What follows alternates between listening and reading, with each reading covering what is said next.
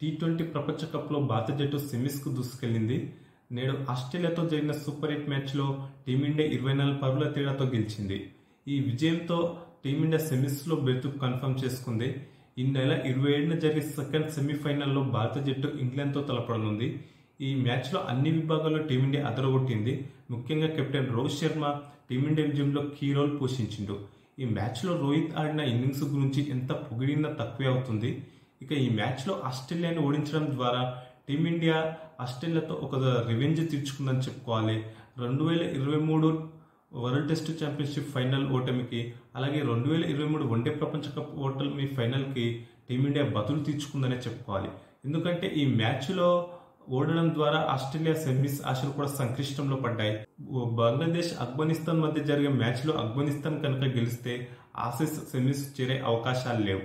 So ఈ మ్యాచ్లో ఆస్ట్రేలియాను ఓడించడం ద్వారా టీమిండియా సెమీస్ చేరడమే కాకుండా కంగారులను ఇంటికి పంపించి గత ఫైనల్ ఓటములకు రివెంజ్ తీర్చుకుందని చెప్పుకోవాలి. ఇక ఈ మ్యాచ్ విషయానికి వస్తే టాస్ ఓడి బ్యాటింగ్ దిగిన టీమిండియాకు ఆరంభంలోనే షాక్ తగిలింది. సెకండ్ ఓవర్లోనే మన విరాట్ కోహ్లీ డక్అవుట్ అయ్యిండు. హ్యాజిల్వుడ్ బౌలింగ్లో కోహ్లీ భారీ షాట్కు ఆడే ప్రయత్నం చేసి క్యాచ్ అవుట్ వెనుదిరిగిండు. ట్రావిస్ హెడ్ అద్భుతంగా క్యాచ్ అందుకున్నాడు. అయితే కోహ్లీ త్వరగా అవుట్ అయినప్పటికీ రోహిత్ శర్మ మాత్రం దుమ్ము లేపిండనే చెప్పుకోవాలి. మనం కొంతకాలంగా ఇటీవల కాలం ఈ వరల్డ్ కప్లో ఇప్పటి వరకు రోహిత్ శర్మ నుంచి స్థాయికి తగ్గ పర్ఫార్మెన్స్ రాలేదని అనుకున్నాం. కానీ ఈ మ్యాచ్లో మాత్రం అది వచ్చేసింది.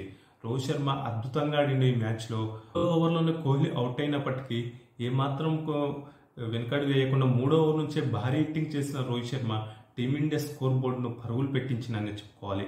ముఖ్యంగా మిచెల్ స్టార్క్ వేసిన 3వ ఓవర్లో రోహిత్ శర్మ ఏకంగా 4 సిక్స్లు ఓ 4 బారీ 29 పరుగులు రాబట్టిండు. స్వీప్లోని సిక్స్లు కొట్టి అదరగొట్టిండు. ఓ సిక్సర్ అయితే ఏకంగా 100 మీటర్ల దూరం పోయింది. దీన్ని బట్టే చెప్పొచ్చు ఈ మ్యాచ్లో రోహిత్ శర్మ ఎంత అద్భుతంగా బ్యాటింగ్ చేసిండో.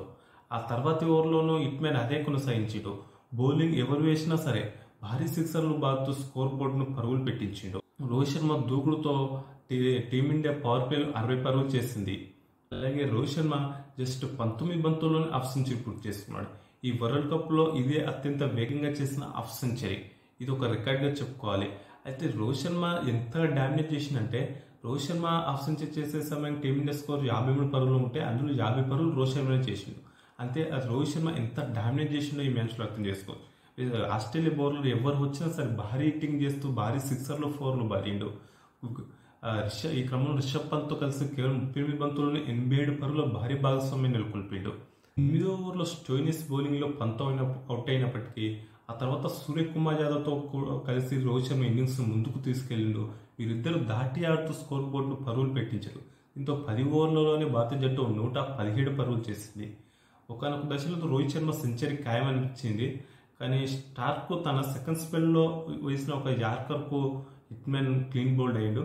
అయితే రోహిత్ శర్మ మొత్తంగా ఈ మ్యాచ్లో 41 బంతుల్లోనే 7 4లు 8 6లతో 92 పరుగులు చేసిండు. ఇది ఒక అమేజింగ్ రికార్డ్ అనే చెప్పుకోవాలి. అలాగే ఈ మ్యాచ్లో కొట్టిన 8 సిక్స్ల ద్వారా తన టీ20 కెరీర్లో రోహిత్ శర్మ 200 సిక్స్లను పూర్తి చేసుకున్నాడు. ఇది ఒక హిస్టరీ అనే చెప్పుకోవాలి. ఇప్పటి వరకు ఎవరు కూడా ఈ మార్క్ అందుకోలేదు. ఇక మరోసారి చెలగిన స్టార్క్ 15వ ఓవర్లో 3 4లు 2 సిక్స్లతో 16 బంతుల్లోనే 31 పరుగులు చేసిన సూర్యకుమార్ యాదవ్ను కూడా పెవిలియన్ చేర్చిండు. దీంతో 159 పరుగులకు భారత జట్టు 4 వికెట్లు కోల్పోయింది. ఇక్కడ నుంచి టీమిండియా ఇన్నింగ్స్ కాస్త స్లో అయింది. డెత్ ఓవర్లలో కాస్త అనుకున్నంతగా రన్స్ రాలేదు. ముఖ్యంగా 15, 16, 17 ఓవర్లో ఈ 3 ఓవర్లలో కలిపి 16 రన్స్ మాత్రమే వచ్చినాయి. దీంతో ఇంకా ఎక్స్పెక్ట్ చేసిన దానికన్నా స్కోర్ కాస్త తక్కువనే వచ్చింది. చివరి 2 ఓవర్లలో మళ్ళీ హార్దిక్ పాండ్యా బిగ్ షాట్స్ కొట్టడం, జడేజా కూడా ఒక 6 బారడంతో టీమిండియా స్కోర్ 200 దాటింది. మొత్తంగా నిర్ణీత 20 ఓవర్లలో భారత జట్టు 5 వికెట్ల నష్టానికి 205 పరుగుల భారీ స్కోర్ చేసింది. శివం దుబే 28 రన్స్ చేసిండు. హార్దిక్ పాండ్యా 17 బంతులు 27 రన్స్ చేసి నాట్అవుట్గా నిలిచిండు. జడేజా ఆల్సో 9 రన్స్ చేసి నాట్అవుట్గా నిలిచిండు. అనంతరం 206 పరుగులు భారీ టార్గెట్తో బరిలోకి దిగిన ఆస్ట్రేలియాను ఫస్ట్ ఓవర్లోనే హర్షదీప్ సింగ్ దెబ్బతీశాడు. ఓపెనర్ డేవిడ్ వార్నర్ 6 పరుగులకి పెవిలియన్ చేర్చిండు. ఫస్ట్ 2 ఓవర్లో ఆస్ట్రేలియా 8 పరుగులు మాత్రమే చేసింది. కానీ ఆ తర్వాత Mitchell Marsh and Travis head వీరిద్దరు కూడా బిగ్ హిట్స్ ఆడారు. ముఖ్యంగా ట్రావిస్ హెడ్ మనకు తెలుసు ఫైనల్స్లో ట్రావిస్ హెడ్కి ఇండియా పైన మంచి రికార్డు ఉంది. అదే రికార్డును ఇందులోనూ కొనసాగించాడు. ఒక భారీ హిట్స్ ఆడుతూ ఆసీస్ స్కోర్ను పరుగులు పెట్టి ఇచ్చిండు. దీంతో అతనికి కెప్టెన్ మిచెల్ మార్ష్ కూడా సహకరించిండు. దీంతో పవర్ ప్లేలో ఆస్ట్రేలియా 65 పరుగులు చేసింది. మార్ష్ హెడ్ కలిసి 7 ఓవర్లలో 81 పరుగులు జోడించారు. దీంతో వీరిద్దరూ ఇంకాసేపు క్రీజ్లో ఉంటే ఆస్ట్రేలియానే గెలుస్తుందని అనిపించింది.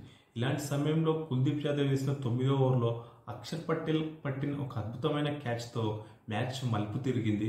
ఆ క్యాచ్ను బౌండరీ లైన్ వద్ద అక్షర్ పటేల్ గాల్లోకి ఎగిరి సింగిల్ హ్యాండ్తో అద్భుతంగా అందుకొని కింద పడినా కానీ ఆ క్యాచ్ను బంతినైతే నేల మీద పడకుండా కవర్ చేసిండు. దీంతో ఆ అద్భుతమైన క్యాచ్తో మిచెల్ మార్ష్ అవుట్ అయ్యాడు. Australia captain Mitchell Marsh 36 runs చేసి ఇక్కడ నుంచి మ్యాచ్ కాస్త టర్న్ అయింది. అనంతరం ట్రావిస్ హెడ్ హాఫ్ సెంచరీ పూర్తి చేసుకున్నాడు. అయితే గ్లెన్ మ్యాక్స్వెల్ వచ్చిన ఆరంభంలోనే బిగ్ హిట్స్ ఆడుతూ కనిపించిండు. దీంతో ఆస్ట్రేలియా టార్గెట్ వైపుగానే ఛేదిస్తుందనే స్కోర్ అనిపించింది. మరోసారి చెలరైన కుల్దీప్ యాదవ్ 14వ ఓవర్లో మ్యాక్స్వెల్ను క్లీన్ బౌల్డ్ చేసిండు. 20 రన్స్ చేసిన మ్యాక్స్వెల్ను ఆ తర్వాతి ఓవర్లోనే 15 రన్స్ చేసిన స్టోయినిస్ను అక్షర్ పటేల్ అవుట్ చేసిండు. దీంతో 135 పరుగులకు ఆస్ట్రేలియా 4 వికెట్లు కోల్పోయింది. ఇక్కడ నుంచి మ్యాచ్ మళ్ళీ మలుపు తిరిగింది. మ్యాచ్ ఇండియా చేతుల్లోకి వచ్చింది. డేవిడ్ అండ్ మాథ్యూ హెడ్ను అర్ష్దీప్ సింగ్ పెవిలియన్ చేర్చిండు వెంటనే. ముఖ్యంగా డెత్ ఓవర్లలో ఆస్ట్రేలియాను మన బౌలర్లు అద్భుతంగా కట్టడి చేశారు. మొత్తంగా నిర్ణీత 20 ఓవర్లు ముగిసే సమయానికి ఆస్ట్రేలియా 7 వికెట్లు కోల్పోయి 181 పరుగులు మాత్రమే చేసింది. దీంతో ఇండియా 24 రన్స్ మార్జిన్తో గెలిచి సెమీఫైనల్లో అడుగుపెట్టింది.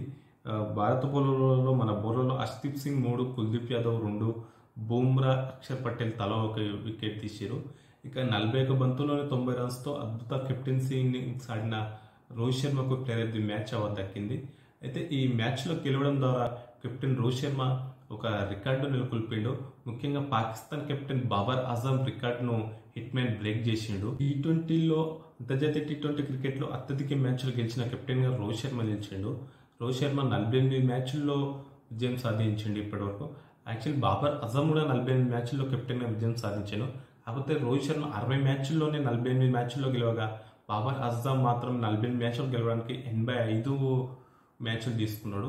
దీంతో తక్కువ మ్యాచ్ల్లోనే 48 మ్యాచ్ల్లో విజయం సాధించిన కెప్టెన్గా రోహిత్ శర్మ నిలిచిండు. ఈ క్రమంలో బాబర్ అజం రికార్డును హిట్ మ్యాన్ బ్రేక్ చేసిండు. మొత్తంగా ఈ మ్యాచ్లో టీమిండియా ఒక మంచి విజయాన్ని సాధించి సెమీస్ బెర్త్ కన్ఫర్మ్ చేసుకుంది. ఇక ఈ మ్యాచ్ గురించి మీరేమనుకుంటున్నారో కామెంట్స్ చేయండి.